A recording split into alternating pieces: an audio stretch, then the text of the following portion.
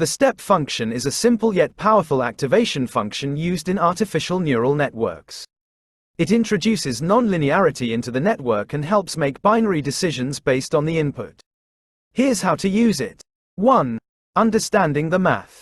The mathematical formula for the step function is h(x) equals 1 if x greater than equals threshold, 0 otherwise.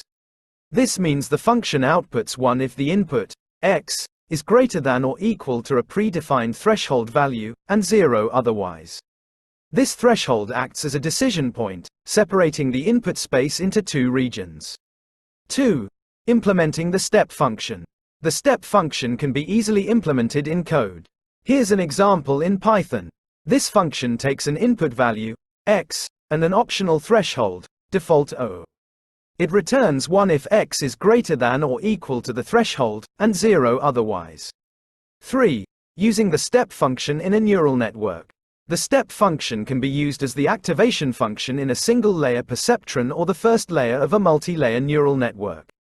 Here's how it works. Each neuron in the layer takes a weighted sum of its inputs. This weighted sum is then fed into the step function. The step function outputs 1 if the weighted sum is greater than or equal to the threshold, and 0 otherwise. This output becomes the activation of the neuron and is passed to the next layer in the network. 4. Practical example. Binary classification.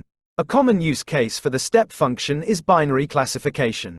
Imagine you're training a neural network to classify images as containing cats or dogs. You can use a step function with a threshold as the activation function in the output layer. If the weighted sum of features in the input image is greater than the threshold, the network outputs 1, cat, and 0 otherwise, dog. 5. Limitations of the step function. While the step function is simple and effective for binary classification, it has limitations. It only outputs two values, 0 and 1, limiting its use for more complex tasks with multiple categories. Its steep transition at the threshold makes it difficult to train complex neural networks, as the gradient becomes 0 during backpropagation. Therefore, while the step function is a valuable tool for understanding the basics of neural networks, more advanced activation functions are typically used in real-world applications. I hope this explanation clarifies how the step function is used in artificial neural networks. Feel free to ask if you have any further questions.